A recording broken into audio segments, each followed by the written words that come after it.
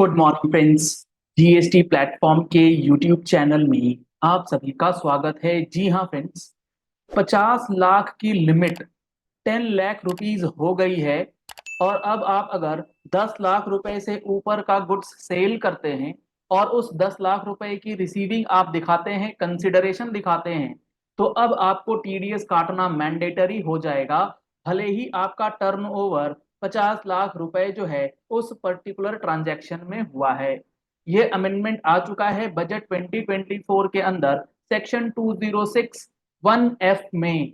बहुत ही इंपॉर्टेंट और practical change ये किया गया है, जिसका इम्प्लीकेशन आपको इस वीडियो में भी समझ में आएगा। और बजट 2024 के अंदर काफी बड़े बड़े चेंजेस और प्रैक्टिकल चेंजेस जो हैं वो किए गए हैं, जिसका कंप्लीट एनालिसिस आपको हमारे यूट्यूब चैनल जीएसटी प्लेटफॉर्म पर देखने को मिलेगा।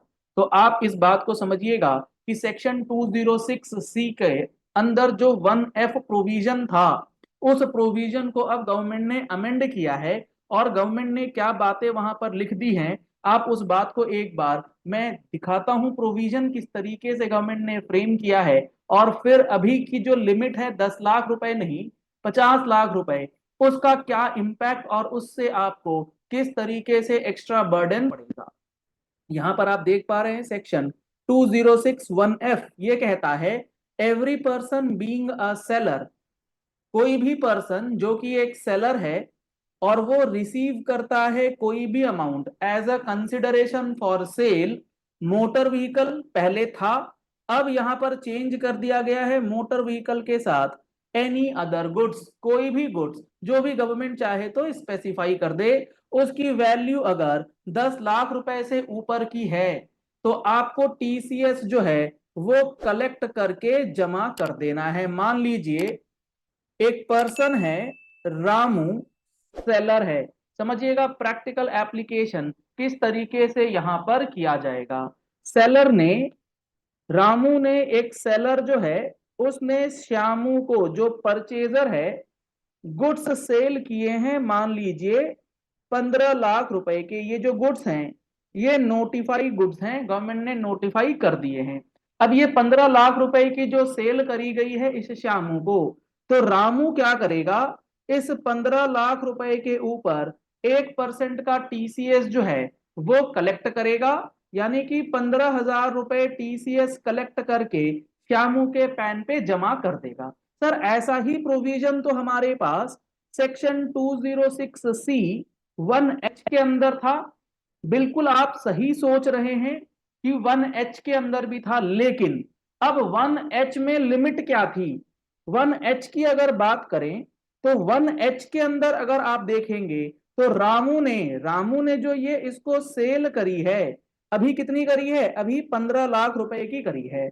और 206(c)(1)(h) कब लगता, जब रामू ने श्यामू को ये जो सेल करी है ये 15 लाख की नहीं करी है, ये करी है मान लीजिए 55 लाख रुपए की। जी हाँ फ्रेंड्स, वहां 55 लाख रुपए की सेल होनी चाहिए थी, तब 206(c)(1)(h) आता। अब उस 55 लाख की बजाय मात्र 15 लाख रुपए की सेल के ऊपर आपको टीसीएस काटने की जिम्मेदारी है।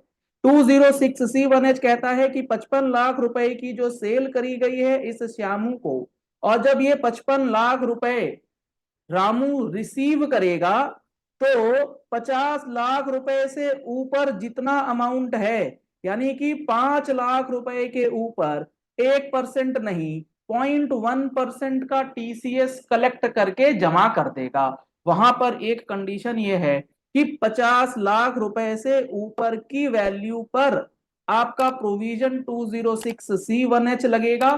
और इस लिमिट को अगर वो गुड्स नोटिफाई कर दिए गए 1(f) के अंदर, तो वो लिमिट ऑटोमेटिकली 50 लाख से घट करके उन गुड्स के लिए 10 लाख रुपए पे आ जाएगी। सर अगर 10 लाख रुपए पे आ गई है तो क्या इस पे 206(c)(1)(h) लगेगा फर्दर सब्सिक्वेंट सेल पे? जी नहीं।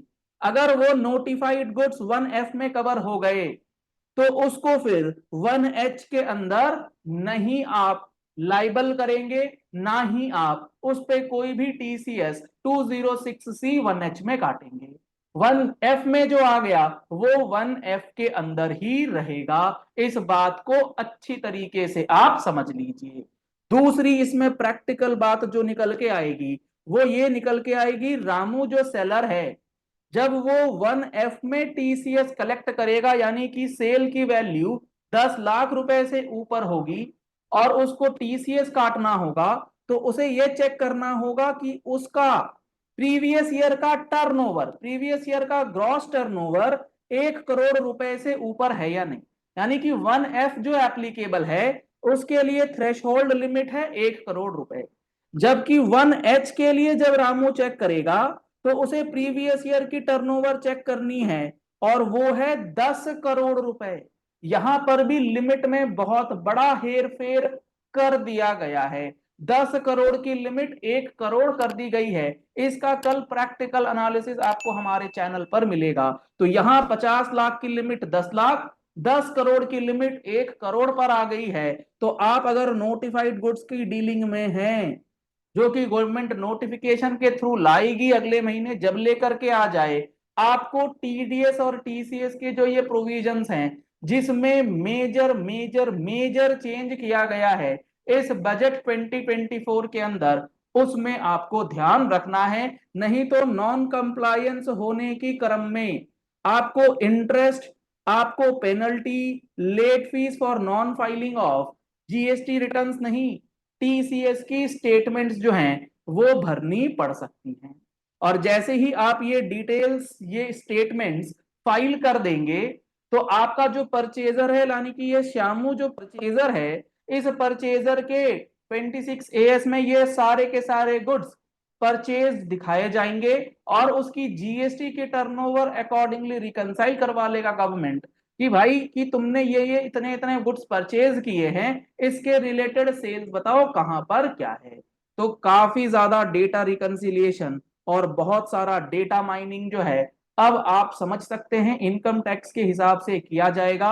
और अगले 6 महीने में आपको ये पता होगा कि इनकम टैक्स के अंदर पूरा एक कंप्लीट ओवरहॉल होने जा रहा है। तो आप हमारे चैनल के साथ जुड़े रहिएगा।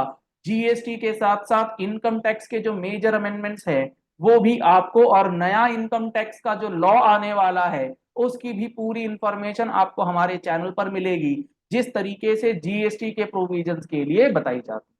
जीएसटी प्लेटफॉर्म नाम जरूर है लेकिन आपको इसमें इनकम टैक्स और जीएसटी, इनकम टैक्स जो नया कानून आएगा उससे संबंधित सारी इंफॉर्मेशन मिलेगी। तो आप हमारे चैनल को फॉलो कर लीजिएगा, बहुत इंपॉर्टेंट है। नया income tax law game changer साबित होगा। अगर आपको ये वीडियो पसंद आई है तो इस वीडियो को लाइक और शेयर करना मत भूलिएगा, ताकि जिनकी भी टर्नओवर 10 लाख रुपए से ऊपर की है उनके ऊपर जो ये एडिशनल टीसीएस की लाइबिलिटी है वो अपने कॉम्प्लायंस को अच्छे से समझ करके कंप्लीट कर लें। Thank you and have a nice day.